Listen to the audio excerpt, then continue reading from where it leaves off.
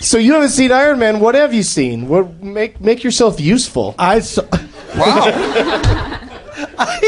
On my honeymoon, there was one night that we... You went to the movies on your honeymoon? No, I did not go to the movies, but I saw a movie. Oh, okay.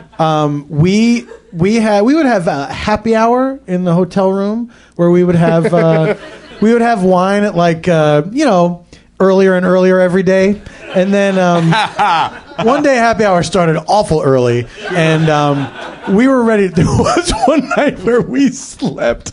We took a nap at 4 and woke up at 10 the next morning. That was fucking awesome.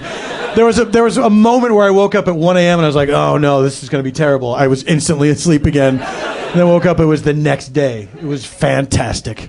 But one night we were just like Hawaii, spent. come here and sleep. Yeah, well, it was great. We were in the sun all day, and then we got back to the room. We had a couple glasses of wine. And we're like, we're not going anywhere tonight. Yeah. And so we watched. I'm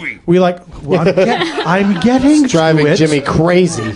God. We saw a little movie, which was mentioned the last time I did your podcast, Doug. Oh, yeah? Did you hear about The Morgan? Okay, you did. I saw it on a plane right after that, and Jon Hamm is a lying stack of shit. He's wrong. Because that movie is fucking worthless. Even as a Hugh Grant vehicle, it's one of the worst. I texted him from my honeymoon as we were watching this movie, like, did you say this movie was kind of okay? It was so crazy. It's like a collection of scenes that you would see in a movie if a movie was playing on TV in a movie. Do you know what I mean? It's like if two characters are watching like a bad movie on TV and then somebody came in and interrupted them and then the action started. This is like the movie that would still be playing if the camera never followed the actors and just stayed on the television. It was crazy. It was crazily awful.